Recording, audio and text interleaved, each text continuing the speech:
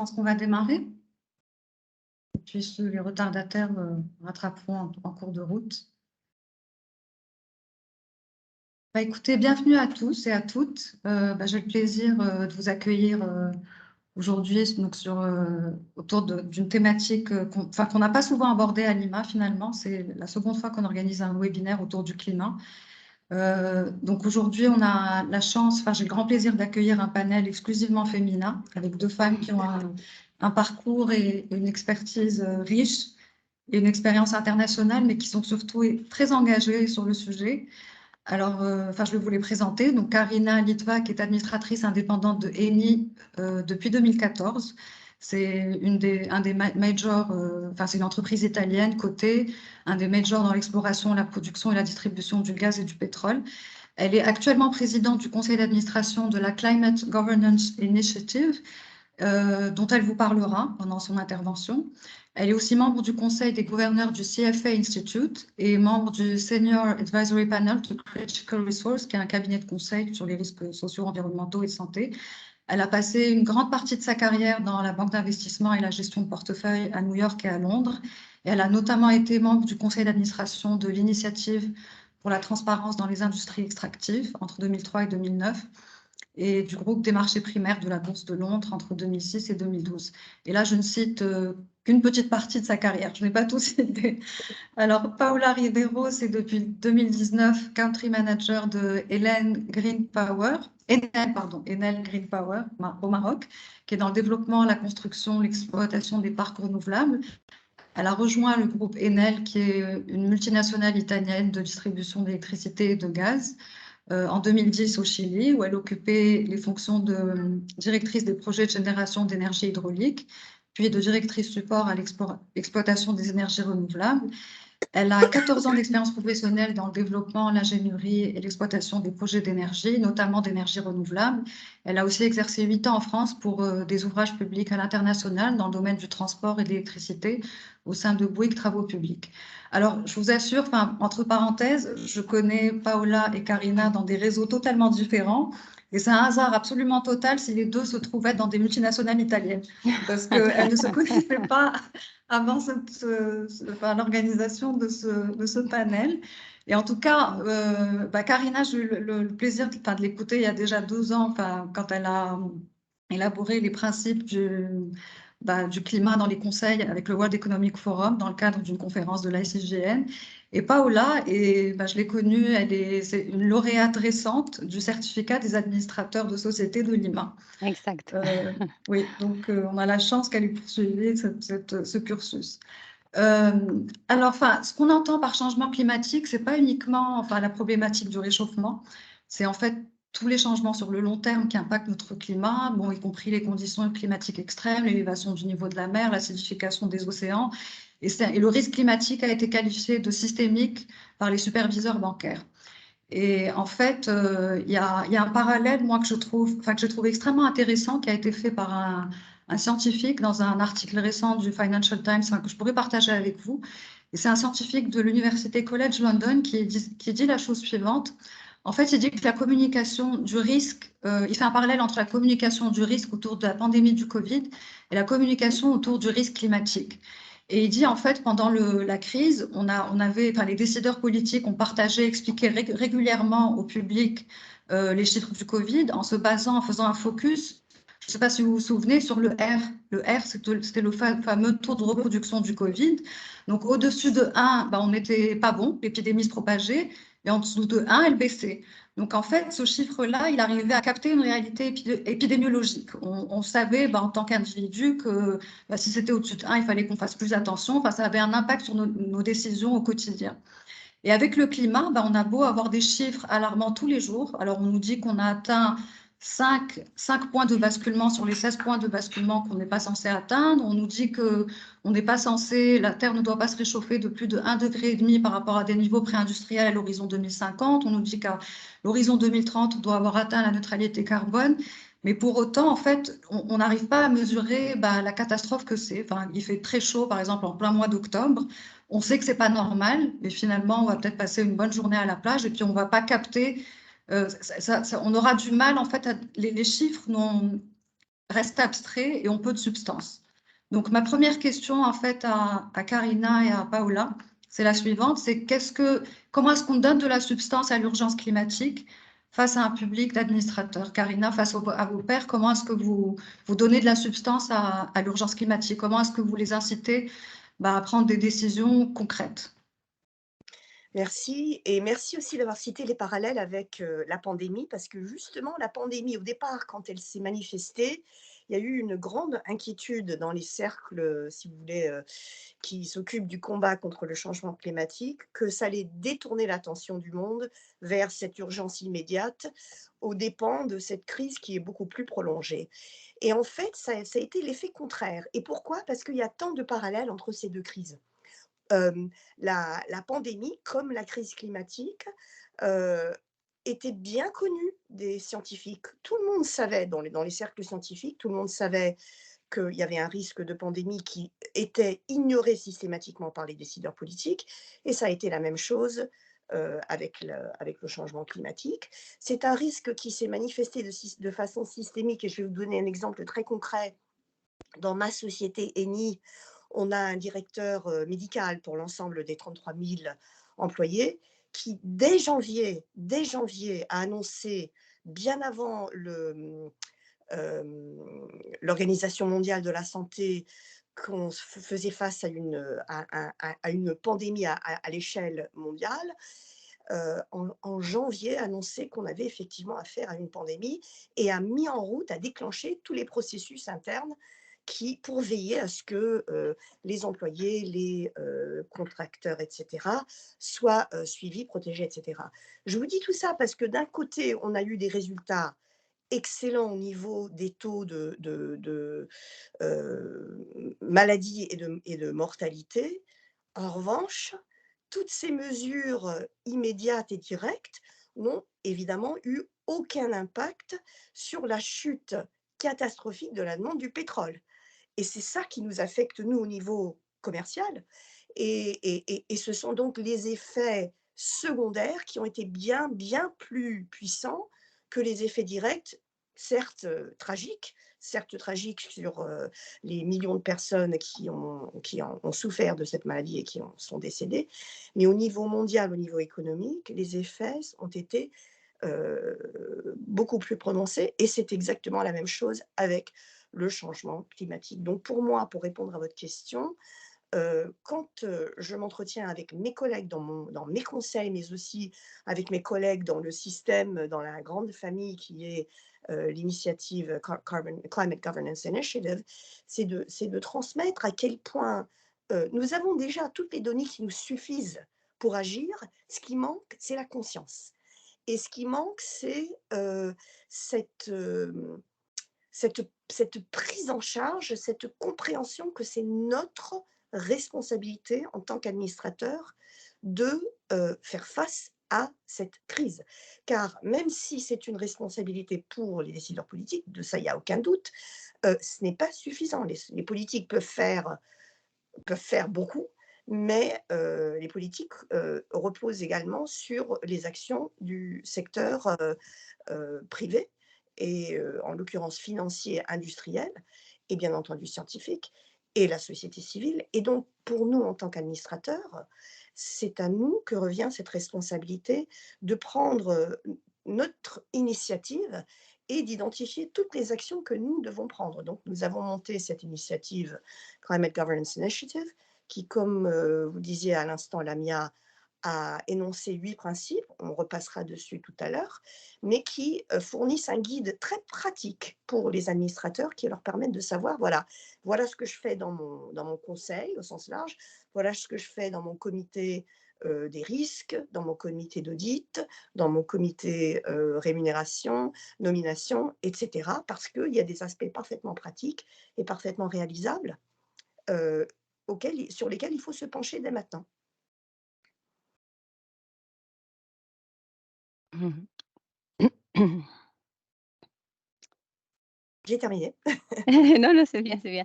La mienne, je ne sais pas, tu veux que je donne un peu mon partage de Non. point de vue de la même question? Oui, en fait, D'accord. j'ai posé la question et Ouais. mon micro était mute. Ah, Donc, d'accord, d'accord. pardon. Ok, il n'y a pas de Donc, souci, pas de effectivement, souci. je me suis adressée à toi en te disant, Très bien. comment Oui, est-ce que tu oui. traduis en substance l'urgence Oui, oui. climatique? En fait, je pensais à cette question, surtout aussi pour l'intervention aussi de Karina. Alors, je voulais un peu l'aborder en trois sujets. Un peu la stratégie globale que nous avons chez Enel, une approche théorique et peut-être une approche pratique. Ok. Alors, pour mieux citer peut-être l'audience par rapport à ce que c'est notre savoir-faire en tant qu'Enel, je vais parler uniquement 2 minutes pour expliquer plus ou moins, parce que c'est une grande entreprise. Hein.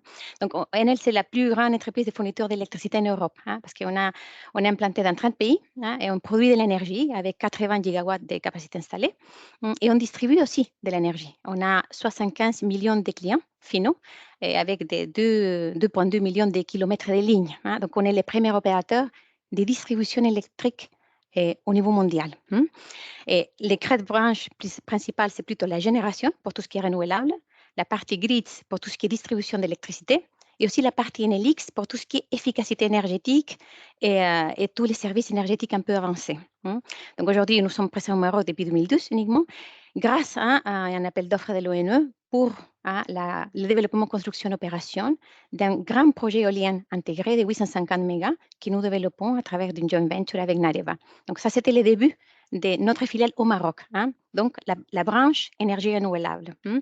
En parallèle, bien sûr, comme un acteur privé, on va développer des projets renouvelables pour le Maroc pour contribuer à la décarbonation du pays, hein, dans la loi 1309 qui permet cette commercialisation d'énergie intraprivée. Donc ça, c'était juste un petit contexte parce que nous, comme Enel, c'est une entreprise de taille mondiale. Hein, donc on est coté en bourse, elle appartient à l'État en 20%, Enel. Mais on a aussi des shareholders, non, qui comprennent les fonds d'investissement nationaux et internationaux, des compagnies d'assurance, des fonds de pension, des ethic funds, hein, ainsi que 800 000 petits épargnants. Donc ça, c'est un peu le contexte N. Donc en sachant que nous sommes cette grande entreprise, je vais peut-être aborder, partager avec vous un peu la stratégie globale vis-à-vis du climat. Alors nous sommes une entreprise de l'énergie. Hein, donc nous, on est frappés de manière directe avec tous les changements climatiques. On les voit dans nos projets, on les voit dans les pertes productives qu'il y a, par exemple, dans tous les projets hydrauliques. Hein. On les voit dans des phénomènes d'alluvions dans lesquels on a des parcs complets qui ont été détruits en relation au changement climatique. Alors, donc, toutes ces macro-tendances comme décarbonation, électrification, urbanisation et digitalisation, ils sont en train d'aujourd'hui de nous obliger à repenser l'industrie de l'énergie. Hein. Et c'est pour ça que nous avons intégré les volets de la lutte contre le changement climatique comme un aspect principal. Hein, parce que, comme indiqué par le Forum économique mondial dans le rapport de 2019, sur les risques mondiaux, les changements climatiques, c'est le plus grand risque pour la société. Et nous l'avons vécu en tant que société de manière directe. Donc, la conséquence, c'est que nous savons, pour lutter contre le changement climatique, non, on a, comme un acteur majeur que j'ai expliqué tout à l'heure, on a défini qu'on va contribuer, non, à atteindre la décarbonisation totale de la production de l'électricité d'ici à 2050, en contribuant aussi à l'objectif 13 des Nations Unies. Alors, ça veut dire que nous sommes engagés à développer un modèle économique, hein, conforme aux objectifs de l'accord de Paris, de la COP 21, pour maintenir l'augmentation de la température moyenne mondiale bien en dessous des 2 degrés et bien sûr faire tous les efforts qu'on puisse faire pour que ça limite davantage cette augmentation à 1,5 degré. Alors pour ça, on s'est fixé de manière stratégie globale sur 4 volets. Premier, des actions liées au mix de production énergétique. Donc, on va redéfinir le mix de production énergétique. Je vais parler tout à l'heure. On va avancer sur la numéralisation et digitalisation. On va promouvoir la mobilité électrique, hein, dans une de nos branches, que c'est forcément NX pour tout ce qui est efficacité énergétique. Et on va définir l'efficacité énergétique et l'innovation comme aussi un aspect central, dans lequel on va développer des projets d'économie circulaire qui vont faire converger l'innovation, la compétitivité et la durabilité dans les activités du groupe pour atteindre ces objectifs. Alors, si on parle, peut-être l'impact plus important, c'est dans l'action liée au mix de production. Hein. Donc, nous allons avancer dans une trajectoire de net zéro, pas uniquement en 2050, donc on l'a avancé de 10 années. C'est-à-dire qu'on s'est redéfini, hein, et un objectif plus challengeant, c'est d'arriver au net zéro au 2040 pour les émissions directes et indirectes. C'est-à-dire que nous allons réaliser cela avec 2 deux actions principales. La première, c'est d'accélérer les processus de décarbonation dans les activités de production énergétique qu'on va remplacer progressivement toute la technologie thermoélectrique que nous avons aujourd'hui en opération par de nouvelles capacités renouvelables, hein. Et on va aussi utiliser la méthodologie d'hybridation pour des énergies renouvelables couplées avec des stockages, hein. Donc, à l'horizon 2030, on prévoit 100 gigas de nouvelles capacités renouvelables et pour réduire et éliminer, hein, uniquement à 20% l'apport des énergies thermiques. Par la suite, la deuxième étape, c'est à l'année 2040, assurer la vente d'énergie uniquement 100% à partir des sources renouvelables, hein.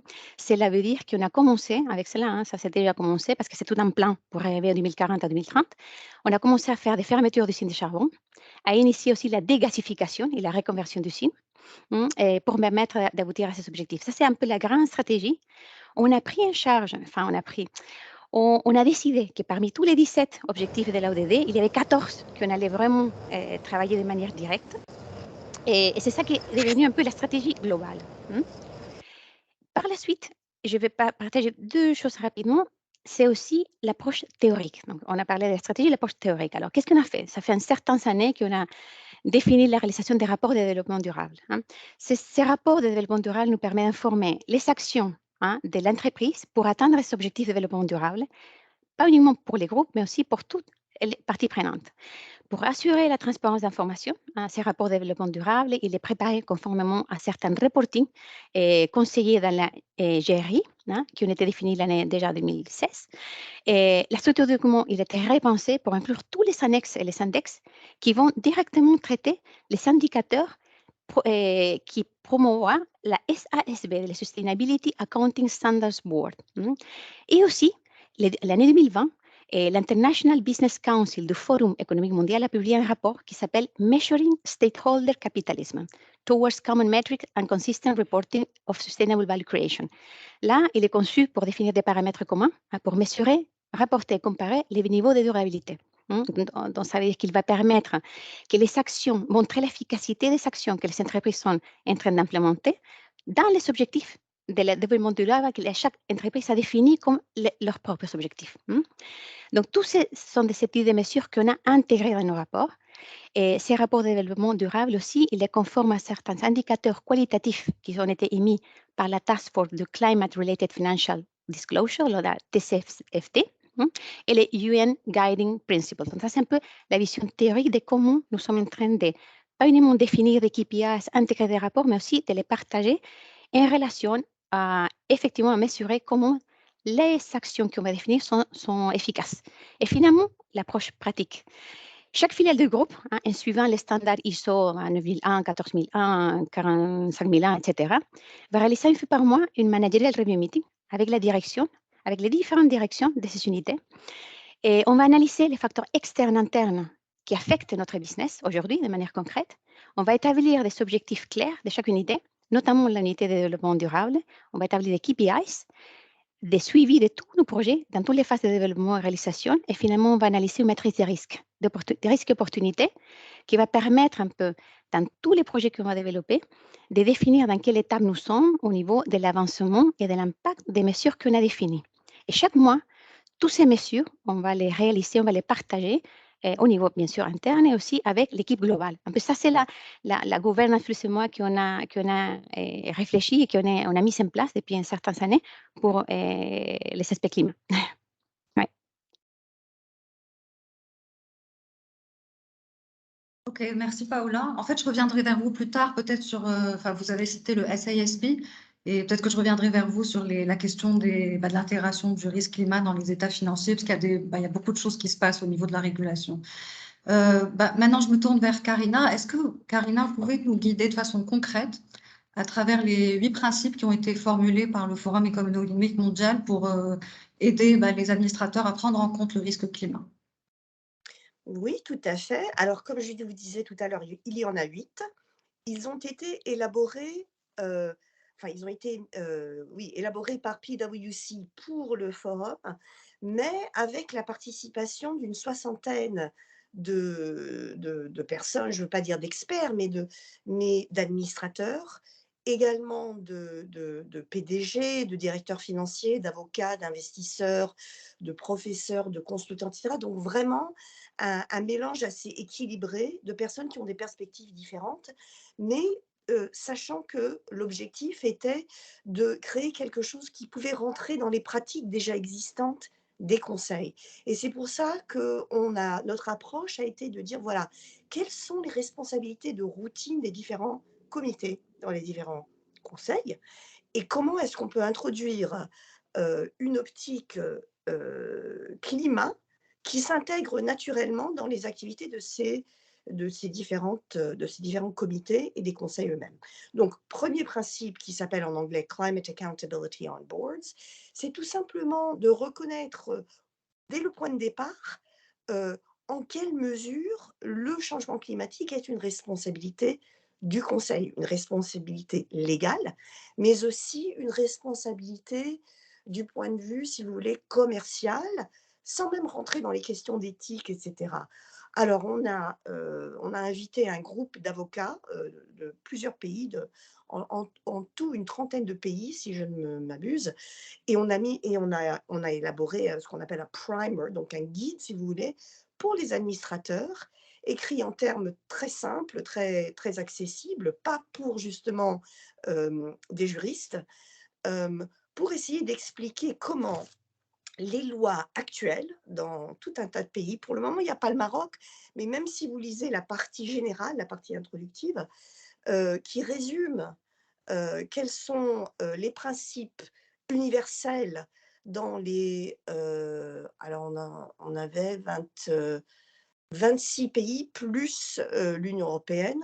Il y a un petit peu de overlap, il y a certains pays qui sont aussi membres de l'Union européenne, mais principes, si vous voulez, qui existent depuis toujours, alors je connais les expressions en anglais qui sont duty of loyalty, duty of care, duty of diligence, ce sont des principes tout à fait reconnus dans le droit commun et dans le droit civil, et qui, quand on met ensemble donc ces principes qui existent depuis toujours et certaines, si vous voulez, nouveaux concepts qui sont devenus maintenant largement acceptés, qui sont, comme disait Lamia au départ, que le changement climatique est reconnu maintenant par les banques centrales comme étant le premier risque systémique posé au système financier international. Le changement climatique est reconnu comme étant un risque posé aux opérations et aux stratégies des entreprises. Donc en tant qu'administrateur, c'est notre responsabilité de prendre en considération un risque qui peut avoir un impact matériel sur nos activités financières, nos activités commerciales et financières. Deuxième principe, command of the subject, donc la maîtrise du sujet. Alors la première chose qu'un conseil doit faire, après avoir compris que c'est effectivement son rôle, c'est de faire en sorte que l'ensemble du conseil ait une maîtrise correcte du sujet, ce qui n'est souvent pas le cas, ce qui n'était pas le cas dans mes conseils au départ. Les questions que posaient mes collègues dans mes conseils et dans d'autres que je connais, illustraient à quel point, en fait, c'est un sujet qui est peu compris dans ses détails. Je ne dis pas que chacun de nous doive devenir un scientifique, c'est pas ça, mais au moins comprendre les concepts de base, comprendre que, par exemple, si on progresse trop rapidement au-delà du seuil des 1,5 degrés, qu'est-ce qui se produit à ce moment-là? Moi, j'ai eu affaire à un collègue qui a dit: «Bah, écoutez, si on déborde sur les 1,5 degrés, on arrivera à 2, on arrivera à 3, on arrivera à 4, et quand on arrivera à 4 degrés, eh ben, les politiques se rendront compte qu'ils ont fait une grosse erreur et on introduira à ce moment-là les politiques qu'il faut pour corriger le problème». Bien entendu, ce n'est pas un problème qui se corrige une fois qu'on est arrivé à 3 ou 4 degrés. C'est vraiment quelque chose sur lequel il faut agir immédiatement pour prévenir. La prévention, dans ce cas-là, est bien, bien plus économique que la correction du problème, même si effectivement la prévention est coûteuse. Ensuite, principe numéro 3, structure du conseil. Alors là, c'est une chose assez simple. Est-ce que, et chaque conseil aura une réponse différente selon ses circonstances, selon le type de secteur, selon les capacités du conseil, etc. Mais est-ce que le conseil désire avoir un comité spécial qui s'occupe du climat? Ça peut être pas forcément un conseil climat, un comité climat, mais un comité, par exemple, comme c'est le cas dans ma société ENI, on a un comité dont je suis présidente, qui est le comité de Sustainability and Scenarios. Donc les scénarios et le développement durable, on les a mis ensemble.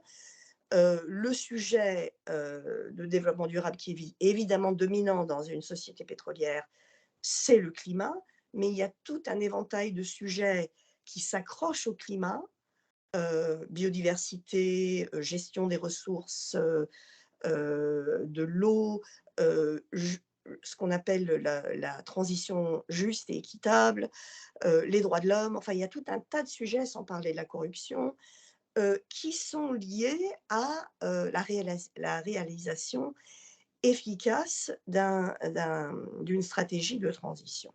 Donc, de toute façon, il faut bien entendu que l'ensemble du conseil prenne ses responsabilités envers le climat, mais en tout cas, à mon avis, c'est souvent tout à fait pratique de confier à un comité la responsabilité de vraiment creuser dans ces questions, parce que comme vous le savez tous, vous qui êtes dans les conseils, l'ordre du jour est souvent, si ce n'est systématiquement, surchargé. Et donc, c'est dans les comités que se fait le travail, disons, de détail. C'est là où on peut vraiment explorer, creuser et faire venir des intervenants externes pour former les administrateurs, etc. Je peux vous dire, dans mon cas, je fais appel le plus souvent possible à des experts indépendants et j'invite l'ensemble de mon conseil à assister à ces séances. Et tout le monde accepte, parce que tout le monde est toujours très, très intéressé à apprendre plus sur le climat. Ensuite, le quatrième principe, et là on commence à rentrer vraiment dans le vif du sujet, material risk and opportunity, et ça c'est tout simplement comprendre comment le système de gestion des risques doit être adapté pour prendre en compte le risque climatique. Et ceci pourquoi? Parce que le risque climatique est différent des autres risques. Quand on vous dira ah mais le climat c'est comme n'importe quel autre risque, c'est faux. Le climat est un risque beaucoup plus complexe qui s'étend sur des décennies et qui a des interactions avec d'autres risques qui font qu'il est nécessaire de revoir les systèmes traditionnels. Et d'ailleurs, l'association internationale qui s'occupe, qui sert, si vous voulez, les praticiens de la gestion du risque, qui s'appelle COSO, a dû introduire de nouvelles méthodes parce qu'elles n'existaient pas quand moi je suis arrivée dans mon conseil. Et donc mon chef de la gestion des risques m'a dit tout simplement, écoute, nous on suit le COSO, et le COSO n'a pas mis en place de nouvelles guidelines. Donc en fait, on a été obligé de les créer. Je dis pas on, pas moi, mais COSO avec l'aide de divers experts. Et bien entendu, quand on regarde les risques, on regarde également les implications stratégiques et les opportunités, puisque, comme l'a si bien décrit Paola, quand on reconnaît le programme du climat, ça ouvre tout un éventail de possibilités et d'opportunités stratégiques qui sont parfaitement rentables. Et c'est justement là où il faut que le Conseil se penche, plutôt que de se limiter purement à la gestion, si vous voulez, à la minimisation des risques négatifs. Ensuite, principe numéro 5, strategic integration. Et là, c'est comme l'a très bien illustré Paola, c'est d'intégrer dans la stratégie core, dans la stratégie principale de l'entreprise, la stratégie de transition climatique. Pourquoi? Parce que trop souvent, la gestion du risque climatique est quelque chose qui se fait à part, est quelque chose qu'on traite au point 17 de l'ordre du jour, après avoir parlé du reste des activités du Conseil. Or, c'est exactement ce qu'il ne faut pas faire, parce que le climat, justement, est au centre, est au cœur de tous les problèmes auxquels sont confrontées les entreprises. Alors, comme l'a illustré Paola, dans le cas d'une entreprise qui est productrice d'énergie, c'est une question de réinventer le modèle de business. Dans le cas d'Eni, c'est exactement la même chose. Nous étions dans le pétrole, nous creusions des trous et nous extractions le gaz et le pétrole. C'est un secteur qui n'a pas d'avenir sur le long terme.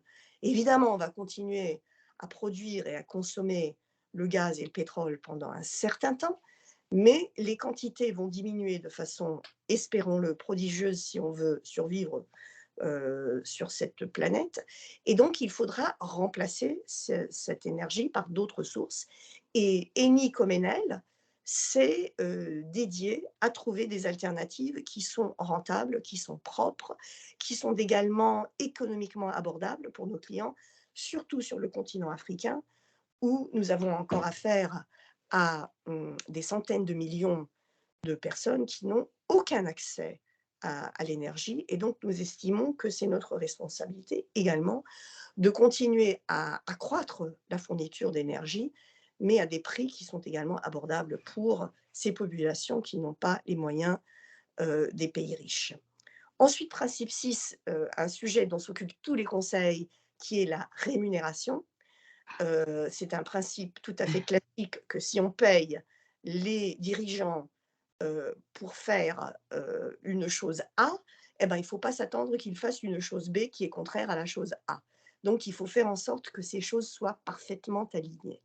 Donc, ce serait intéressant de savoir ce que fait Enel, Paola. Dans notre cas, par Mhm. exemple, on a réduit et on va certainement éliminer complètement l'utilisation d'un indicateur qui, pendant des décennies, a été un indicateur clé dans notre secteur, qui est le remplacement des réserves pétrolières, par une mesure qui en fait, capte la croissance de notre activité de génération d'énergie propre. Donc en concurrence avec Enel, mais néanmoins, Ouais.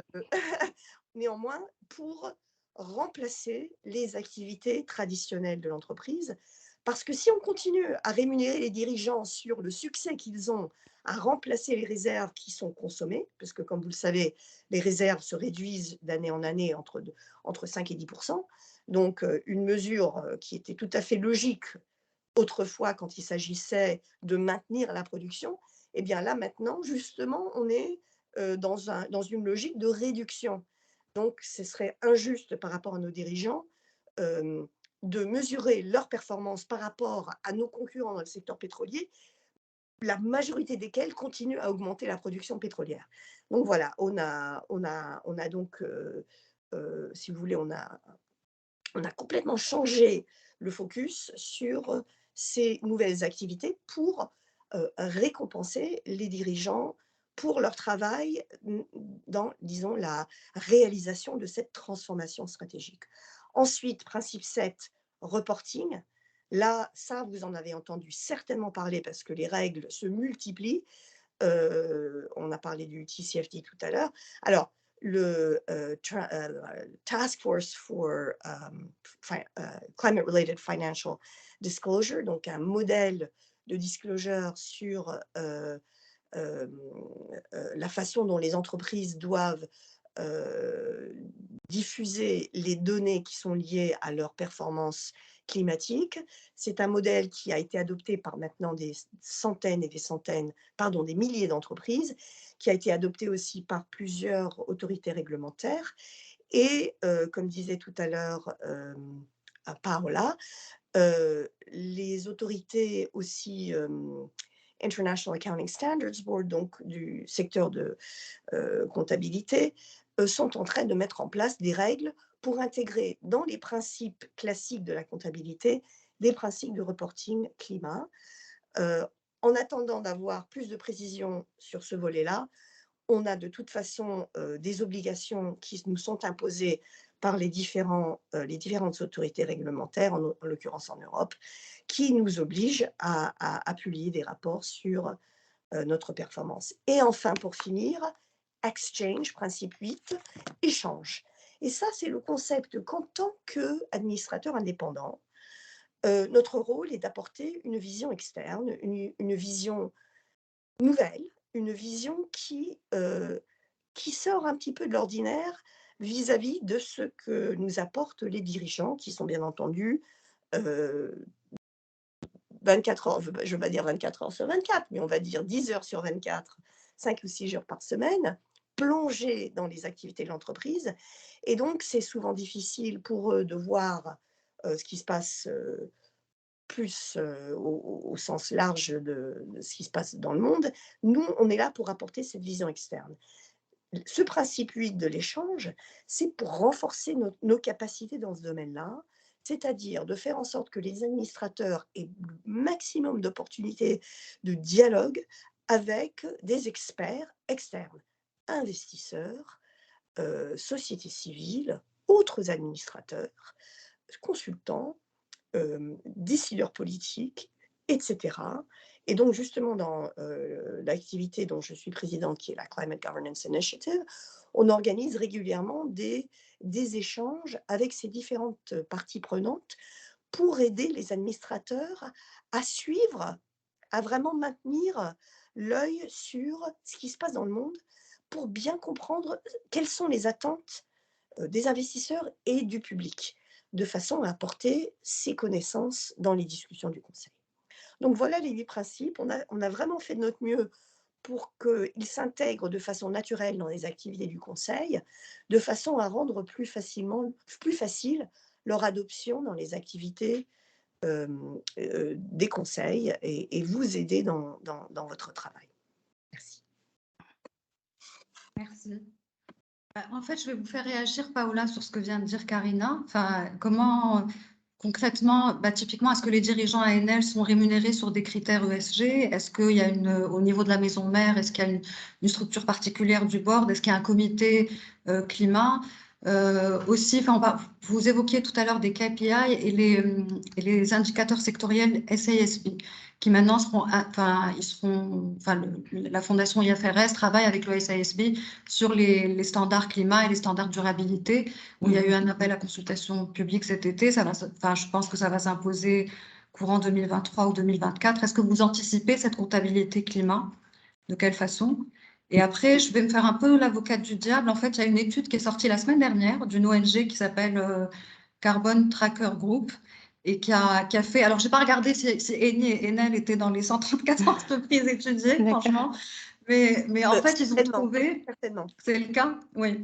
En fait, ils ont étudié les 134 entreprises globales qui sont les plus émettrices en carbone. Et ils ont trouvé en fait que 98% n'intégraient pas d'informations, le risque climat dans leurs états financiers. Et ils ont même pointé du doigt les auditeurs en disant que les auditeurs non plus ne faisaient pas leur travail et qu'ils ne considéraient pas systématiquement le risque climat dans leur audit et dans leur évaluation du risque. Donc, vous, comment est-ce que vous anticipez ces changements de régulation? Et voilà, je vous demanderai peut-être de réagir sur les 8 principes que vient d'évoquer Karina. D'accord, d'accord. OK, merci. Alors, ces 8 principes, je pense que sont clés, non? Sont la base et Karina l'a expliqué très, très, très bien. Donc, on n'a qu'envie de les appliquer. Alors, chez nous, à NL, effectivement, alors on essaie d'appliquer vraiment tous les principes depuis un certain moment. Alors, on fait un suivi des KPIs clés, les KPIs typiques d'une grande entreprise, mais aussi des KPIs qui sont adressés exactement au climat et au développement durable. Je vais en parler tout à l'heure. Mais je vais peut-être m'attarder un petit peu sur un des points, un des principes, sur une méthodologie qu'on applique dans les rapports de développement durable, concrètement dans la matrice des matérialités. Parce qu'on a développé des matrices de matérialité qui nous permet vraiment effectivement d'intégrer les aspects ESG dans les opérations de l'entreprise, donc pour mesurer et suivre. Donc, cette analyse de matérialité qui est partagée lors du board et permet d'identifier des aspects du modèle d'entreprise durable qui sont les plus pertinents pour l'entreprise, c'est-à-dire pour nos enjeux, mais aussi pour les parties prenantes, en suivant les objectifs ODD qu'on a définis comme ceux qu'on va poursuivre de manière plus énergétique, on va dire. Donc, grâce à un suivi continu des attentes des parties prenantes, ce qu'on appelle chez nous matérialité dynamique, c'est possible pour nous de comprendre l'évolution des enjeux matériels dans le temps, identifier les objectifs ESG qui vont contribuer à créer de la valeur durable pour notre entreprise et à définir des contenus de reporting dans l'entreprise en prenant ces typologies méthodologiques. Alors, l'analyse de matérialité a fait l'objet d'un examen spécifique qui est fait par un comité qui s'appelle le comité de gouvernance d'entreprise et développement durable. C'est un des comités de board de Enel au sein du conseil d'administration qui à l'occasion va examiner les orientations de développement durable. Ce comité aussi va, ce comité ensemble avec le comité de contrôle des risques, va analyser la matrice de matérialité et va émettre des avis préalables au rapport en ce qui concerne la matrice, en ce qui concerne les résultats des projets et va soumettre au conseil qui lui-même doit approuver ces rapports, y compris la matérialité étudiée et les résultats des matérialités définis. Alors, je vais rentrer un petit peu dans les détails. Donc, cette matrice est réalisée par chaque pays avec le support des directeurs de chaque unité, de la direction de chaque filiale. Elle va comporter analyse du contexte, évaluation de la matrice matérielle primaire, définition d'un plan de développement durable, définition des actions et des projets, gestion des résultats, KPIs et reporting.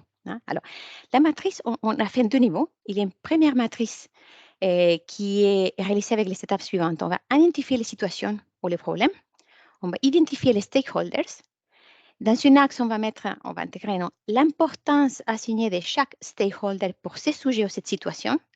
Et aussi dans une autre axe, la priorité de ce sujet ou cette situation pour l'entreprise, pour la stratégie groupe. Et l'évaluation de la satisfaction des priorités pour l'un et pour l'autre, pour chacune de ces situations. C'est ce qu'on appelle, nous, la matrice primaire. Ensuite, on va intégrer et on va évaluer les impacts financiers qu'on a souffert et qu'on a généré. C'est ce qu'on appelle la double matérialité.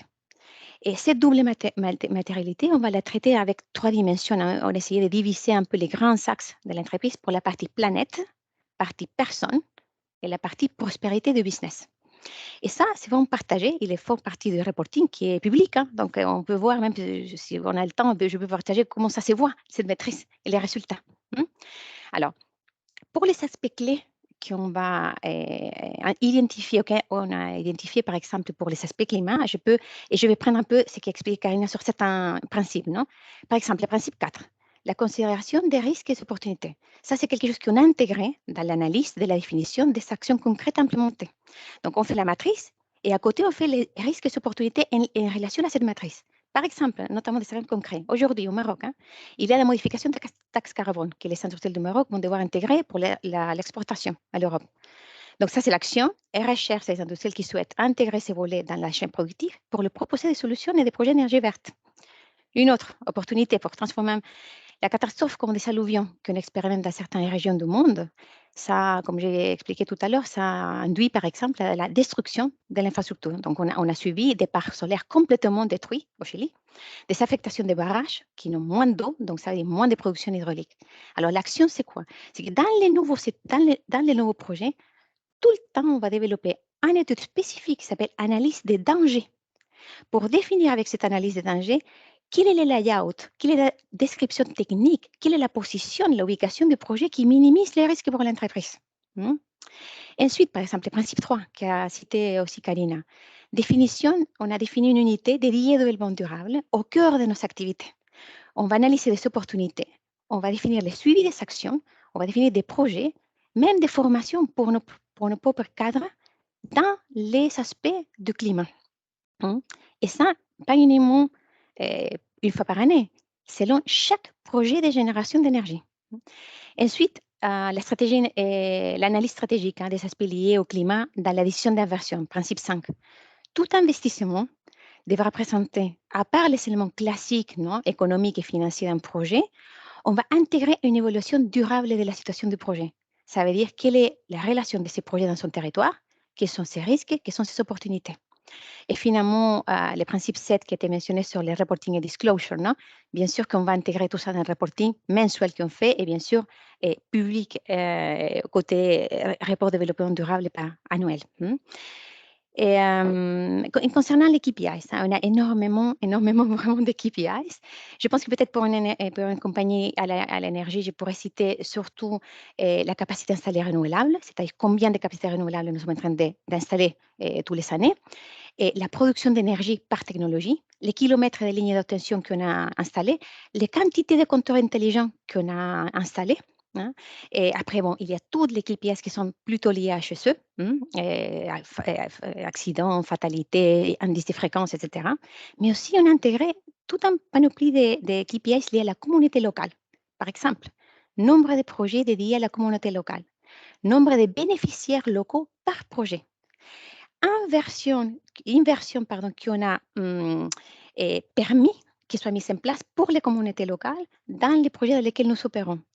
Initiatives commerciales d'impact local, et notamment, enfin, aujourd'hui, par exemple, au Maroc, on est en train de faire un suivi mensuel sur les proportions des ouvriers locaux embauchés, proportion des PME locales qui ont été bénéficiées grâce au projet de génération que nous sommes en train de construire, chiffre d'affaires estimé pour chacun des PME de manière directe, indirecte, qui a été bénéficié, on va dire. Et à part ces volets des KPIs qui sont développement durable, on a intégré des KPIs directement adressés au combat du réchauffement climatique. Lesquels? Émissions, les émissions directes et indirectes qu'on fait des gaz à effet de serre. Émissions spécifiques de CO2 par kilowatt-hour généré. Émissions de SO2, émissions de NO2, émissions spécifiques de particules, consommation de ressources renouvelables et non renouvelables, consommation expectative de fuel et utilisation de l'eau pour des procès productifs. Quelle est la quantité de litres et mégalitres que nous sommes en train d'utiliser par chacune de nos activités? Retrait d'eau par origine, y compris les pourcentages, surtout dans les areas qui ont une précarité de l'eau. Besoin de l'eau pour faire la génération, pourcentage d'eau qui était réutilisée, typologie des déchets que chacun de nos activités implique, et aussi, par exemple, le nombre de projets de biodiversité. Donc ça, c'est pour vous donner un peu quelques exemples sur des KPIs qu'on mesure de manière quotidienne, et qu'on intègre dans nos reporting et qu'on informe les conseils. Tout ça, on va aussi les structurer suivant surtout parmi les 17 objectifs de l'ODD, on a sous-priorisé 14 et là, on a sous-priorisé 4. L'objectif 7 pour l'accès à l'énergie propre, abordable et fiable. Les 9 pour la construction d'infrastructures résilientes et promouvoir une industrialisation durable. Les 11 pour rendre les villes inclusives, sûres, fortes et durables. Et les 13 pour prendre des mesures urgentes pour lutter contre les effets du changement climatique, que c'est l'objectif 13 qui est direct au changement climatique. Et je pense que oui, il y avait la question sur les rémunérations. Effectivement, le conseil d'ANL, il définit une politique de rémunération pour les directeurs, pour les auditeurs et pour les principaux dirigeants. Sur la base de quoi? De la réalisation des objectifs de la stratégie. On a défini la stratégie, on a défini les objectifs, on a défini matrice de matérialité, et risques et opportunités, on va définir des actions concrètes. Donc, ces actions vont devenir des objectifs mesurables. Et voilà, et cette politique, elle est soumise à l'Assemblée générale qui va approuver la politique et va définir finalement des objectifs pour lesquels nous sommes mesurés les dirigeants. Et voilà un peu pour essayer de répondre à la mienne. Non, c'est très clair. Merci, Paola.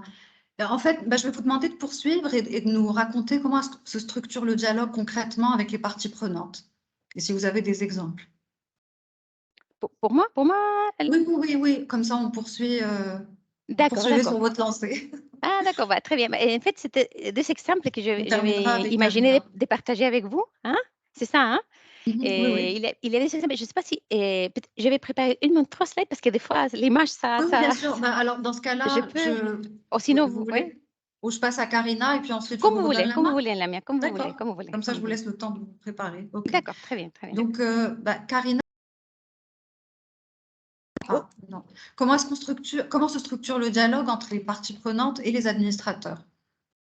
Alors, évidemment, ça dépend des entreprises, hein. Je ne sais pas si la question, vous la posez dans le cas d'Eni ou en général? Dans le cas d'Eni, et puis en général, si vous avez des exemples, oui. Oui, parce que, bon, Eni, opère dans un marché italien qui n'est pas spécialement, heu, pour être franchement parfaitement honnête, qui n'est pas spécialement à la pointe des pratiques en ce qui concerne le dialogue entre les administrateurs et les parties prenantes. C'est plus une activité qui a été développée dans d'autres marchés. C'est quelque chose qui se développe maintenant. Donc, je vais peut-être commencer avec ce qui se passe, les meilleures pratiques au niveau mondial, et c'est ce qui se voit en Grande-Bretagne, ce qui se voit dans certaines situations en Hollande, un petit peu en France, un petit peu aux États-Unis, et certainement dans d'autres pays que je connais moins bien, mais qui est de dire, bon, les administrateurs ont la possibilité d'échanger avec heu, les parties prenantes, dont les investisseurs, mais pas seulement les investisseurs. Alors, il y a par exemple, Investor Days, hein, des journées Mmh. investisseurs, Mmh. où les administrateurs heu, ont une rencontre avec, en général, les plus grands investisseurs, donc les 10 plus grands investisseurs, avec des tours de table, un déjeuner ou alors un dîner, et des discussions sur divers thèmes. Et c'est une occasion pour les uns et les autres d'entendre un peu la perspective de chacun, puisque, bon, moi, quand j'étais investisseur dans le temps, et que j'avais cette occasion de dialoguer avec les administrateurs, c'était pour moi tout à fait nouveau de savoir comment eux engageaient une discussion sur ces thèmes-là. Et pareil, pour les administrateurs, de bien comprendre quelles sont les attentes des investisseurs qui sont en évolution constante et en ce moment extrêmement rapide, surtout en matière de changement climatique. Donc personnellement, j'estime que le dialogue avec les investisseurs est extrêmement important, parce que tous les jours, il se passe du nouveau. Heu alors, j'ai eu, moi, la chance, dans le cas d'Eni, de convaincre mes collègues que, bon, nous, on n'a pas un dialogue avec les investisseurs directs, avec l'exception du président, de la présidente du comité de la rémunération, qui, pour des raisons qui remontent à il y a 2 ou 3 ans maintenant, parce qu'il y a un vote annuel sur la politique de vote et sur la réalisation de la politique de vote, là, eh ben, c'est dans l'intérêt certainement de l'entreprise et du conseil que la présidente de ce comité s'entretienne avec nos investisseurs, parce que si elle ne le fait pas, ça peut nous réserver de mauvaises surprises au niveau du vote. Mais le dialogue sur les questions de développement durable, c'est quelque chose qui se fait avec les dirigeants plutôt qu'avec les administrateurs. En revanche, on a fait un grand pas en avant cette année. Alors, vous citiez à l'instant, Lamia, le rapport publié la semaine dernière par Carbon Tracker. Nous, on a eu la grande chance de recevoir Carbon Tracker en juillet dernier, qui nous a fait justement une présentation sur ce rapport et sur ce thème en général. Le rapport n'était pas encore publié, donc c'est sur la version de l'an dernier, plus quelques idées en primeur de ce qui allait sortir. Mais c'était alors une grande partie de la réunion était dédiée justement à ce thème du reporting financier, du rôle des auditeurs et des lacunes qu'il fallait combler. Et je dois dire qu'alors j'ai invité le comité d'audit et le comité des risques, tout le monde a accepté. J'ai aussi invité le directeur d'ENI du reporting financier, qui a eu un dialogue extrêmement actif avec les représentants de Carbon Tracker, dont tout le monde a bénéficié. Quand je dis tout le monde, les membres du conseil, parce que pour nous, de voir les questions sur lesquelles ces deux experts s'entretenaient, c'était absolument Mmh. fascinant. On a vraiment pu rentrer dans le détail des difficultés auxquelles on est confronté quand on essaye d'intégrer des questions de risque climatique dans les données financières. Alors, un des thèmes qui pour nous est très important, je crois que ça le serait pour vous également, Paola, chez Enel, qui est le thème du decommissioning, donc de Oui. fermeture, la fermeture dans votre cas, ce seraient les centrales à charbon. Dans notre cas, ce seront les puits de pétrole et aussi les raffineries. Ce sont des installations qui accumulent au fil des années et des décennies des coûts de déconstruction et de Mmh. fermeture qui doivent être gérés de façon et bien entendu économique pour les investisseurs, mais aussi de façon absolument responsable pour ne laisser aucune trace sur l'environnement. Et ça, c'est un problème qui devient de plus en plus, et ça a toujours été un problème pertinent, si vous voulez, mais c'est un problème qui devient de plus en plus important pour les investisseurs et les parties prenantes, surtout parce que maintenant, on parle de plus en plus de fermeture anticipée Mmh. des installations et Mmh. donc de faire venir, d'avancer les coûts et donc de diminuer les revenus. Si on ferme une centrale 5 ou 10 ans avant sa fin naturelle économique, eh bien Mmh. c'est un coût. Et c'est un coût qui est ensuite exacerbé par le fait qu'on va dépenser aujourd'hui des millions qui auraient été dépensés d'ici 10 ans. Donc c'est une question qui doit être abordée dans les comptes. C'est une question sur laquelle doivent se pencher les auditeurs. Et dans le rapport d'audit de Key Audit Matters, c'est Mmh. une question qui devrait apparaître. Et justement, le rapport de Carbon Tracker a repéré que c'est une question qui était systématiquement absente. Je crois que BP est une des exceptions notables à cette absence. Donc, bravo pour eux et nos concurrents. Et donc, on a du travail à faire. On a du travail à faire dans ce Ouais. domaine.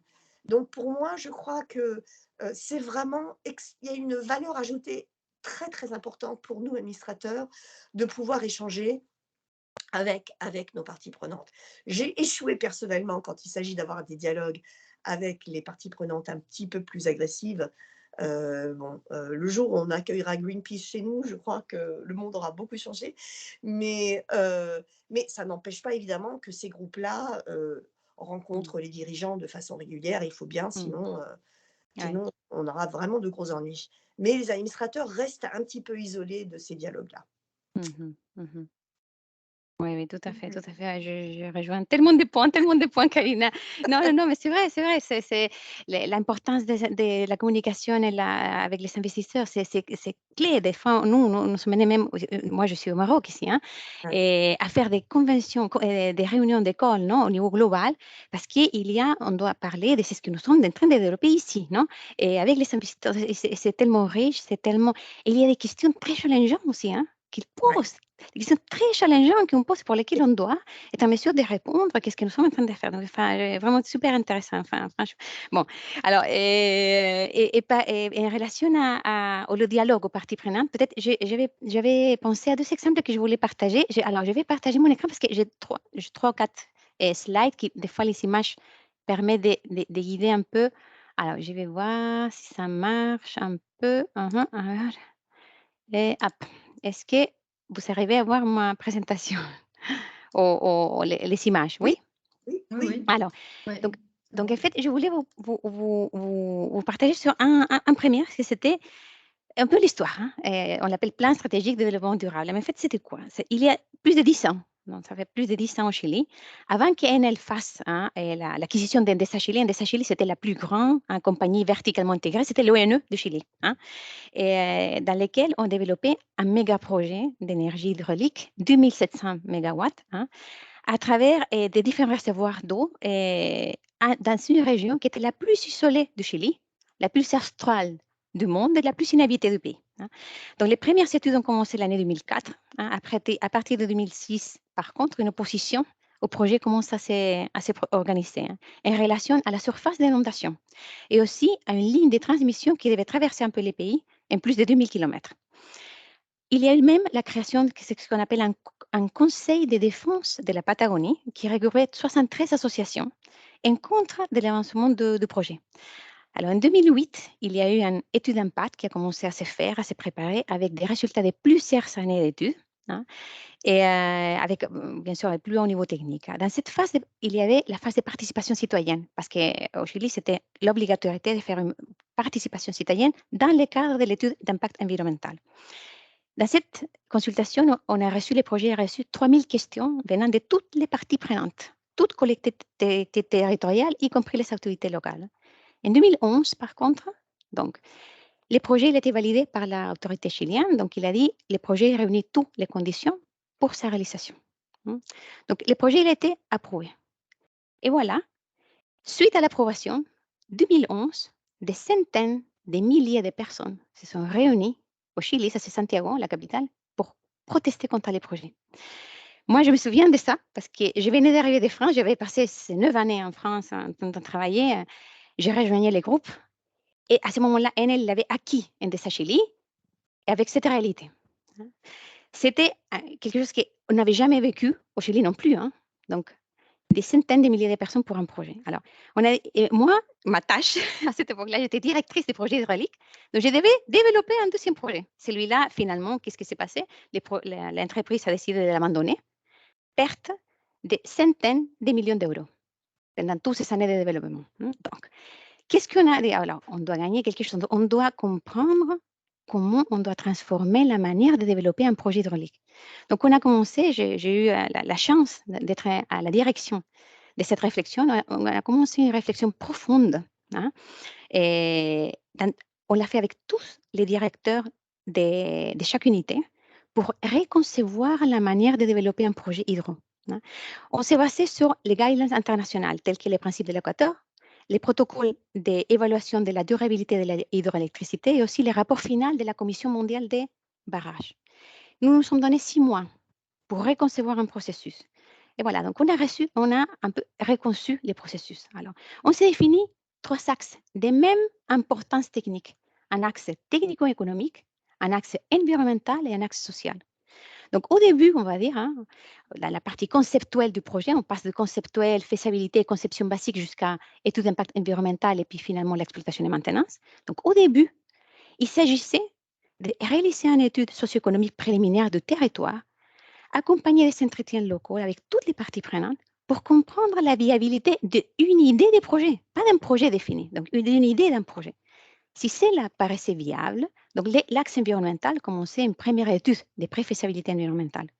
Et l'axe technico-économique commençait à parler des différents espaces possibles des projets, c'est-à-dire avec une panoplie des options. Et plus tard, si jamais les processus de conception participatif s'allaient positivement, donc avec les communautés, avec les acteurs sociaux, on commençait à parler des options des projets. Mais pas uniquement des projets de génération d'énergie, mais aussi des projets de création de valeurs partagées, Created Shared Value, CSV qu'on appelle ici, qui sont associés au projet principal. Donc, l'axe technique, à ce moment-là, il accompagnait ces discussions territoriales afin de pouvoir converger avec, par exemple, 3, 4 modalités de projets et aussi des modalités de projets de création de valeurs partagées. Par la suite, on apparaissait la phase définitive, une phase clé. C'était la co-conception finale du projet. C'est-à-dire, on arrivait à un jalon qui c'était ce qu'on appelait à un moment donné la conception consentie d'un projet avec les parties prenantes.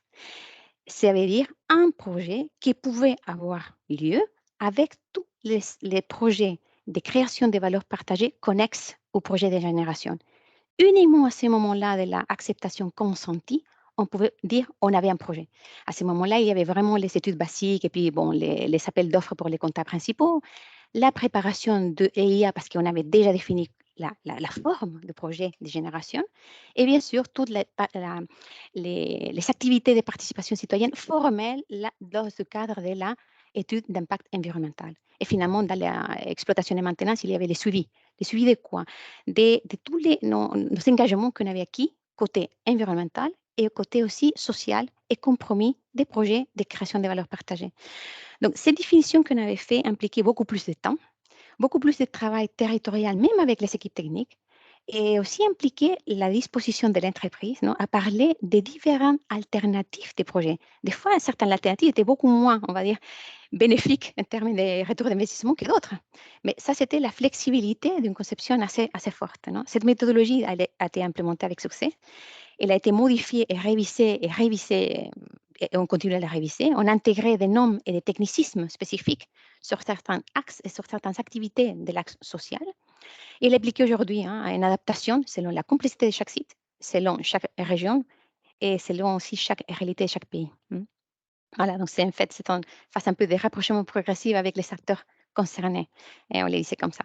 Donc ça, c'était un exemple que je voulais partager. Et peut-être un deuxième, un deuxième est-ce que ça, voilà. Un deuxième exemple que c'est complètement différent. Là, j'ai parlé plutôt sur comment c'est notre relationnement avec les territoires. Là, on va parler d'un projet de reconversion et très récent. Ça s'appelle les projets PEGO. C'est un appel d'offres équitable au Portugal. Alors, qu'est-ce qui s'est passé là? C'est la dernière slide. Celle-là, je vous explique un peu. Les régulateurs portugais, il a fait quelque chose de très récent l'année passée, très innovant. Non? Il a lancé un appel d'offres équitable. Il voulait remplacer une centrale à charbon, la centrale PEGO, qui avait 622 mégawatts de capacité installée et dans lesquels sont permis, on va dire, d'opérations finalisées l'année passée, le 4 trimestre de l'année 2021. Alors, l'appel d'offres, l'innovation, c'était qu'il ne portait pas l'appel d'offres sur une technologie particulière. L'appel d'offres, il portait sur montrez-moi toutes les entreprises qui souhaitent bider sur celui-là. Je souhaite maximiser, donc les régulateurs portugais souhaitaient maximiser la capacité de connexion du projet, parce que ces projets-là, ils utilisaient un poste électrique énorme. Donc, pour maximiser l'utilisation du poste électrique et pour maximiser tous les avantages sociaux pour la reconversion de tous les employés de PEGO. D'accord? Bon. Donc, on a participé en tant qu'Enel, en tant qu'Endesa, en fait, Endesa Espagne, qui est filiale d'Enel, et on a eu la chance de remporter les projets. Comment? Sur quelle base? Alors, sur une solution technique qui a minimisé l'utilisation du réseau. Uniquement, on va utiliser 224 MBA. Et on a maximisé la réduction de CO2 par mégawatt-hour produit. Cette solution, je vais expliquer un peu en quoi ça consiste la solution.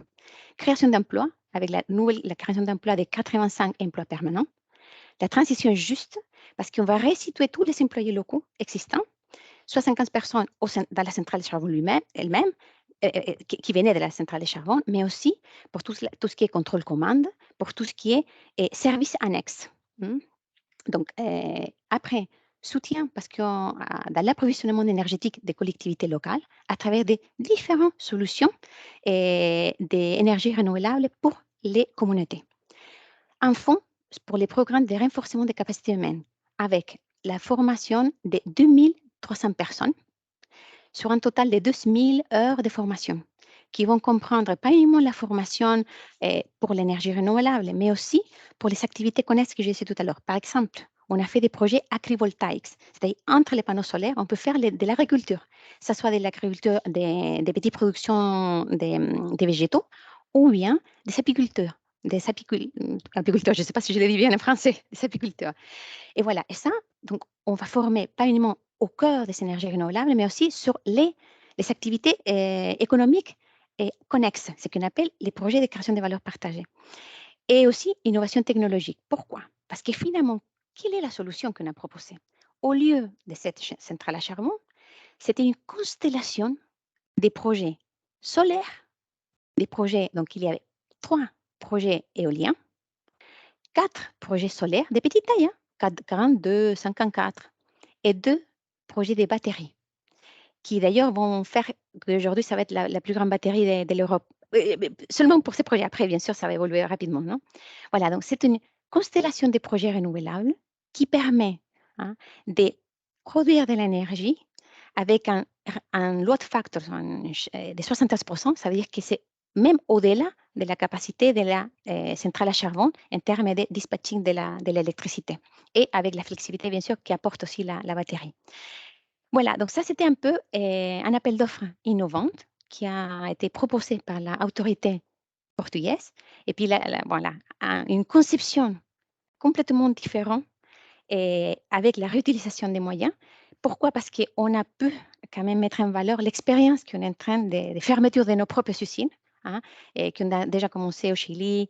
Et au Chili, je connais mieux, mais dans d'autres pays aussi, et en Espagne aussi. Et voilà, c'est ça que je voulais partager. Je ne sais pas si bon, j'espère que ça a été intéressant. Voilà, Oui, c'est ça. merci. Merci Paola. Bah, c'est fascinant. En fait, ça nous montre que des actifs échoués comme une centrale à charbon peuvent avoir un avenir et un impact sur les communautés. Bah, écoutez, merci à toutes les deux. En fait, on pourrait encore continuer pendant des heures, mais on est Oui, limité par le temps. Donc là, je vais ouvrir la parole, enfin, je vais donner la parole à nos participants pour des questions. Et je vais vous demander peut-être de vous présenter et puis de poser votre question. Enfin, s'il y a des questions. Ou si, alors attendez, peut-être des questions écrites. Euh,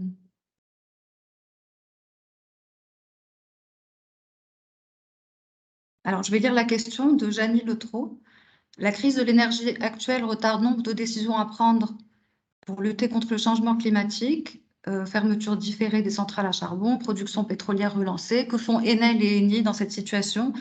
Quelles conséquences sur l'atteinte de leurs objectifs? Ok, moi je pourrais dire en tout cas pour Enel, comme je vous ai dit tout à l'heure, on a même, après la crise, hein, on a maintenu nos objectifs de décarbonation.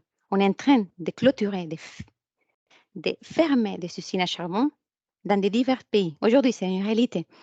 Et avec la transition juste, c'est en intégrant, ça soit les employés, ça soit même les PME qui travaillent ou qui bénéficient de cette, hein. Donc on prend vraiment, enfin, en tout cas, c'est l'expérience que j'ai, on prend soin, non, de que ça soit une vraie transition juste. Parce que c'est ça aussi l'objectif, c'est parce que nous, quand on opère dans un territoire, on est là pour long terme. On est là pour long terme. Donc, on devient plus qu'un voisin, on devient une partie intégrante de, hein.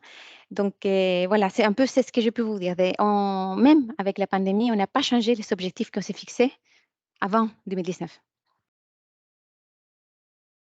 Voilà, et quant à nous, c'est exactement la même chose dans le sens où les objectifs qu'on s'est fixés pour 2019, qui sont d'être, à 0 émission pour l'ensemble du groupe en 2050 et 0 émission pour la partie qui correspond plus aux activités d'Enel, en 2040, n'ont pas changé. En revanche, ce qui est aussi vrai, c'est que du fait que Eni est le deuxième acheteur du gaz de Gazprom, après les Allemands, on a bien été obligé d'aller chercher, heu, des ressources, des fournitures, ailleurs pour remplacer les coupures de gaz dont on a souffert du jour au lendemain, après, bon, le début de la guerre et aussi, bon, le fait que Gazprom ait elle-même coupé les fournitures. Donc effectivement, on a été chercher des fournitures, en Algérie, en Libye, au Congo, au Mozambique et au Qatar. Ce sont des fournitures qui remplacent. Mais bien entendu, au sein du conseil, les discussions sont toujours: «Mais est-ce qu'on va se retrouver avec, des volumes qui sont excédents par rapport à là où on était avant?» Et la réponse qu'on reçoit systématiquement est: «Absolument pas, on reste dans nos limites. Notre parcours de réduction est calqué sur, le scénario de, hem, l'Agence internationale de l'énergie, de net zéro pour 2050, qui est donc une courbe tout à fait concave qui nous oblige à réduire dès maintenant, les émissions Scope 3, donc les émissions, non seulement nos émissions opératoires, mais les émissions de nos produits. Donc ce qui nous oblige à, réduire la production de pétrole et de gaz et d'augmenter en revanche, la production d'énergie propre. Donc ça ne change pas, mais ça nous force à accélérer sur d'autres chantiers. Donc, nous, comme d'ailleurs Bruxelles au niveau politique, nous avons annoncé que, cette crise géopolitique, cette crise de la sécurité énergétique nous a forcés de reconnaître qu'on avait une vulnérabilité qu'on n'avait peut-être pas, suffisamment reconnue avant et nous a forcés à accélérer sur le plan de la transition plutôt que de ralentir. Donc effectivement, il y a, quelques activités immédiates pour assurer les fournitures, pour assurer que, les maisons soient chauffées et illuminées cet hiver, mais ça ne change absolument pas le parcours sur le moyen et le long terme. Ok. Alors, j'ai une deuxième question. On entend de plus en plus parler de mobilité durable. Comment cela se concrétise-t-il dans un pays comme le Maroc? Je comprends que Enel souhaite adresser cet enjeu. De quelle manière? Ah, oui, alors, donc c'est pour Enel. Et alors, La mobilité durable, oui, c'est tout un volet, hein. On peut parler aussi des transports publics électriques, on peut parler de l'autoconsommation, on peut parler des différents types. Je vais me concentrer sur ces deux-là. Aujourd'hui au Maroc, c'est un aspect, bien sûr, qu'elle souhaiterait participer, hein. Et donc, on est aujourd'hui en train d'analyser en termes de l'autoconsommation, parce qu'il y a une évolution au niveau réglementaire aujourd'hui au Maroc, hein. Il y a la loi 309 qui traite l'autoconsommation aussi, qui va être revue. Donc, on attend aussi sa promulgation, la nouvelle promulgation. Donc, une fois cette loi va être structurée, on pourra aussi évaluer des projets d'autoconsommation. Mais c'est vrai que dans le Maroc, nous sommes Enel Green Power, donc c'est Enelix plutôt qui traite ça. Donc, nous, on traite des projets de plus grande taille. Donc, selon cette évolution des lois, on est en train déjà de parler avec notre frère, on va dire que c'est Enelix, de savoir comment on pourrait venir et contribuer à cette transition de l'autoconsommation au Maroc. Et pour ce qui concerne les transports, c'est la même chose. C'est Enelix toujours qui s'occupe. Nous, en tant qu'Enel Green Power, on n'a pas encore abordé la partie transport. Mais on a commencé à faire un petit projet en conception, un petit projet d'un bus électrique et un petit projet, enfin, surtout pour les communautés, pour pouvoir les aider à côté de certains projets dans lesquels on souhaite développer de l'infrastructure renouvelable plus grande comme Enel Green Power. Donc, résumé de la réponse.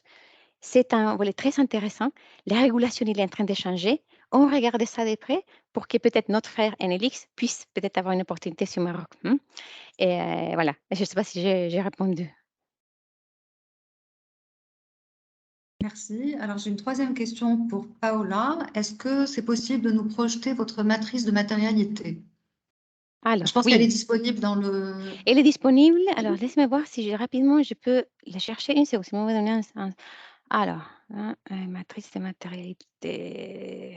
OK, ça, Sustainability Report. Un seconde. Voilà. OK, mira. Alors, je vais vous partager la double, qui c'est la plus complexe, ou plus conceptuelle, on va dire. Puis après, vous pouvez la voir parce que c'est dans les reports qui est public. A ver, vous me donnez un second. Est-ce que je vais pouvoir la partager? Voilà. Vous les voyez? Ça, c'est alors ça, c'est la page 37, on va regarder. Ça, c'est notre reporting de sustainability, OK? OK.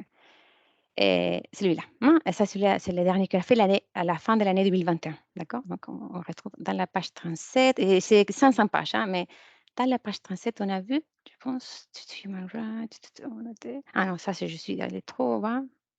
37, qu'il y avait encore plus haut.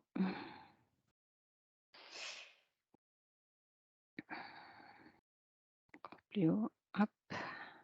Parce qu'il y a après tout les KPIs. A ver. Encore là. A ver. Non, encore plus haut. Voilà. Là, par exemple, on va traiter, bon, ça c'est pour les KPIs et l'ambition de net zero. Laisse-moi voir. C'est un peu plus haut, ce que je voulais vous montrer. Voilà, ici. Donc, par exemple, ça c'est la Material Matrix Table of Impact. Ça, c'est la double matérialité dans laquelle on va définir les matériels. Et juste, c'est un résumé, au niveau planète, au niveau personne, au niveau prospérité de business. Plein de sujets qu'on va résumer dans des volets très succincts, mais enfin, c'est vraiment un summary, un résumé, pardon. Impact materiality. Quels sont les objectifs ODD qui ça touche? Quel est l'impact level? Et puis après, l'impact financier conceptualisé. Après, il y a le numérique. Et les doubles matérialités, c'est un croisement. Et la stratégie en performance, qui sont un peu comment ça t'est reporté, dans quel chapter ça t'est reporté du rapport. Donc, celui-là, il a été reporté en plus en profondeur dans les paths net to zero, celui-là dans les towards nature-based model, qui sont sous-chapitres qui traitent dans ces rapports. Donc, c'est une vision visuelle pour un peu s'apercevoir du concept. Mmh. Matrice d'impact matériel, financial et double materialities et pour les différents volets. Mais bon, il y a tout un vous pouvez les lire plus en détail, vous savez, parce que c'est un peu une vision, générale sur comment ça se représente de manière visuelle simple. Mmh. Voilà.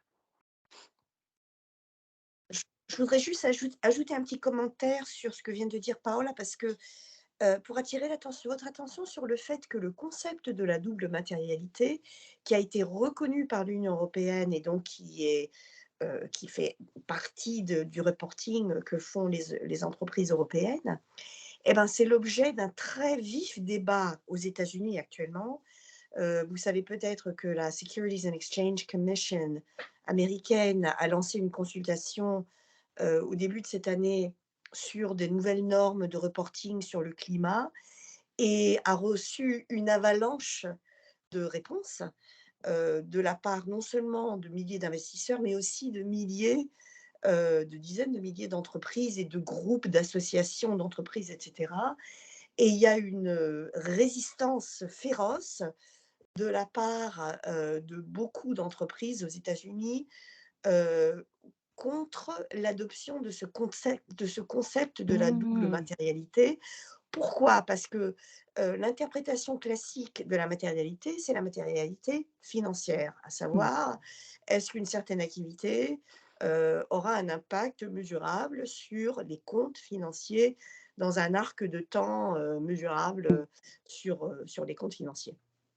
Or, le concept de base du développement durable et du reporting durable, c'est qu'il faut regarder de façon plus large aux effets qu'ont les entreprises sur le contexte externe, pas seulement les impacts du contexte externe sur l'entreprise. Mmh.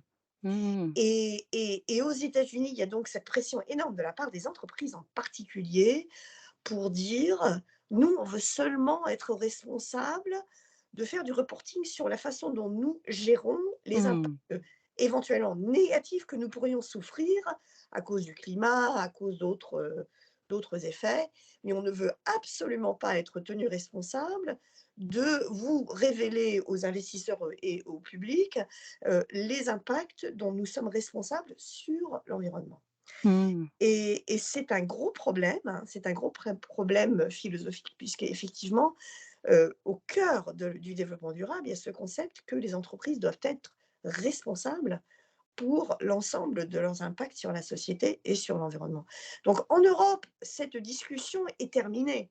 On va de l'avant, on reporte, et comme vous le faites chez Enel, ce qui est formidable, de façon même très claire et très accessible. Mais c'est un débat. Alors, je sais que les dirigeants actuels de la commission américaine, qui ont évidemment été nommés par l'actuel président, sont, disons, très portés à faire ce que nous faisons en Europe. Mais on ne sait jamais comme, ce que va nous apporter la politique. Il va y avoir une élection dans 4 semaines. Donc, c'est une source d'incertitude dans le plus gros marché côté du monde et qui risque d'avoir une influence sur d'autres marchés. Mmh. Non, et puis malheureusement, enfin, les normes IFRS non plus, elles reconnaissent uniquement la matérialité Exact, financière. Elles ne Bien sûr. reconnaissent pas la exactement. double. C'est exact. Mais je crois qu'il va y avoir un vif débat au sein du Ah. Sustainability Standards Ok. Board sur ce sujet. C'est inévitable. Quand il y a déjà l'Union européenne qui est partie dans cette direction, comment est-ce qu'on peut avoir deux approches tellement Oui. divergentes? Mmh mh. Intéressant, intéressant, ouais. Mm. Eh bien, alors je vais prendre une dernière question. Alors, quel rôle l'audit interne joue, alors, pardon, quel rôle l'audit interne joue dans vos entreprises pour maîtriser les risques liés au climat? Alors, excellente question, je vais sauter dessus, mais je laisse la parole également à Paola, parce que ayant fait partie de ce comité pendant 6 ans, j'ai vu l'évolution et je suis très heureuse de voir comment les choses ont progressé. Alors, il y a évidemment le côté reporting dont on a parlé tout à l'heure. Mais il y a aussi, à mon avis, et je crois que c'est extrêmement important, la partie process audit, c'est-à-dire le rôle de l'audit interne dans l'évaluation de la mise en place, de l'implémentation des pratiques qui permettent la réalisation de la transformation stratégique de l'entreprise. Ça, c'est quelque chose de beaucoup plus... Bon, c'est qualitatif, évidemment, avec des manifestations quantitatives, mais ce n'est pas les comptes. C'est de mesurer enfin, oui, voilà, de mesurer à quel point les différentes étapes ont été d'abord définies et ensuite rejointes pour faire en sorte qu'on arrive effectivement aux, aux objectifs qu'on s'est posés, les objectifs intermédiaires et les objectifs. Bon, c'est difficile de tenir les dirigeants responsables de ce qui va se faire en 2050, on sera tous morts, mais on est par contre responsable de ce qui se fait en 2025 et en 2030. Et pour ça, il faut agir dès maintenant et il faut que soient définies des actions. Et ces actions doivent être surveillées, mesurées, monitorées et reportées au comité d'audit de façon à ce que le conseil puisse suivre de façon suffisamment diligente cette progression de la réalisation de la stratégie de transition.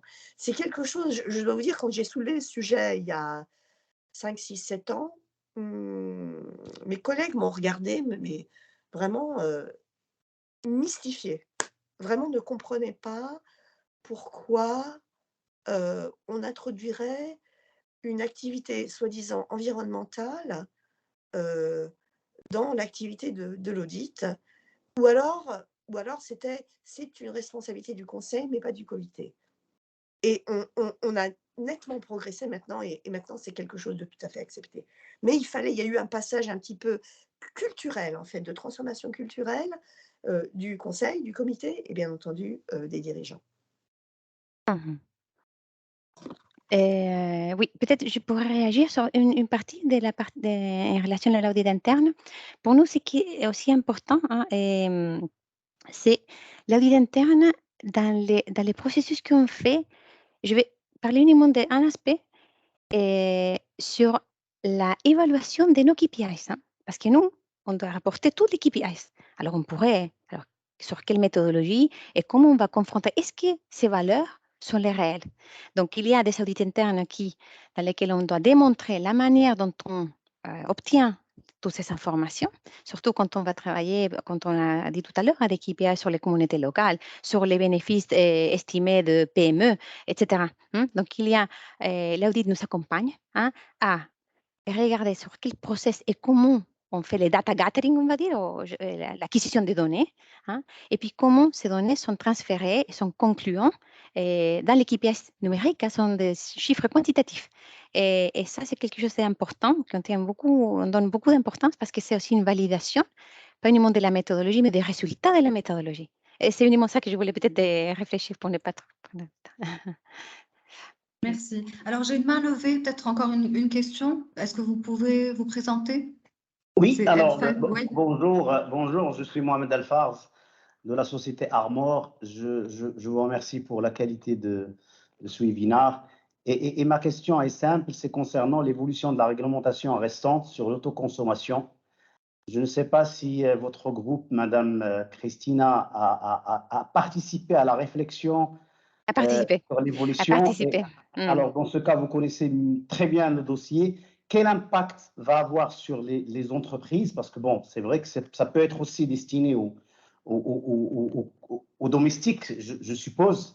Mais moi, en tant que dirigeant d'entreprise, on est justement soucieux de risque de la taxe carbone demain sur nos exportations.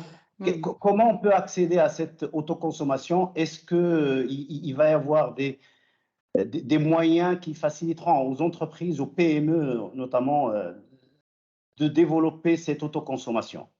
Oui, alors la Voilà. réponse, c'est que c'est super important. Donc, merci de cette question. Effectivement, nous, on a participé de manière active parce qu'une des choses dans lesquelles on peut aider, c'est à faire l'advocacy. Parce qu'on a des exemples des régulateurs dans différentes parties du monde. Donc, on peut dire ça marche ici, ça ne marche pas ici, bien ici. Donc, on peut faire via quoi? Via la Fédération de l'énergie, dans laquelle on travaille comme un acteur et dans lesquels on va partager notre expérience. Et c'est la Fédération de l'énergie comme organisme fédérateur qui va rassembler les observations pour la discussion des lois, justement. Alors, il y a peut-être 3 volets importants. Donc, il y a l'autoproduction. Donc, c'est important parce que ça va permettre effectivement la réalisation pour chaque entreprise de ses propres projets pour la consommation propre. Les seules choses qui restent à définir, c'est comment la loi va sortir quand vous avez un surplus d'énergie. Potentiellement, vous pouvez les vendre. D'accord? Alors, est-ce qu'il va y avoir un cap sur ça? Apparemment, oui. Quel va être le cap? Ça, c'est des choses qu'on doit attendre à la loi parce qu'on était en train de discuter, on a fait des propositions sur d'autres marchés qui ont voit les caps un peu très élevés, de manière que ça donne flexibilité à la petite entreprise. Soit consommer, soit si on a un surplus, on le vend. D'accord?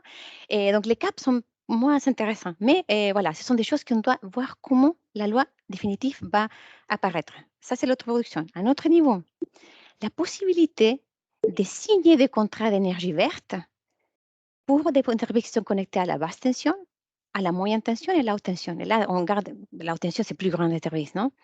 Donc, ça, c'est aussi quelque chose qui va toucher l'amendement de la loi 309.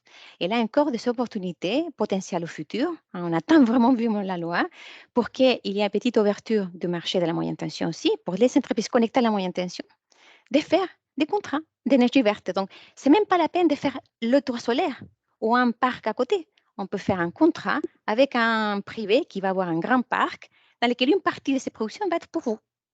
Voilà, ce sont un peu toutes des options. Donc, autoconsommation, projet propre, développé par chaque entreprise, enfin avec un contractant qui va vous installer les panneaux photovoltaïques ou bien un petit éolien. Là, l'accès à des contrats PPA, on va dire, non? Avec un privé pour la moyenne tension, si vous êtes connecté à la basse tension, à la moyenne tension et à la haute tension. La haute tension, c'est déjà une réalité, mais la moyenne tension et la basse tension restent à l'ouverture qui doit normalement apparaître dans l'amendement de la loi 309. C'est ça. Ce qu'on ne sait pas, excusez-moi si j'ajoute juste une phrase, on ne sait pas à quel horizon ça va se faire. On sait que la date du 26, c'est un deadline. Ouais. Est-ce que ça va se faire vite ou pas? Ce qu'on a reçu quand on parle, on a l'opportunité des fois d'avoir des très bonnes conversations au niveau ministère et tout ça, c'est qu'apparemment c'est quelque chose qui devrait sortir assez vite. Et on attend. Merci. Ouais.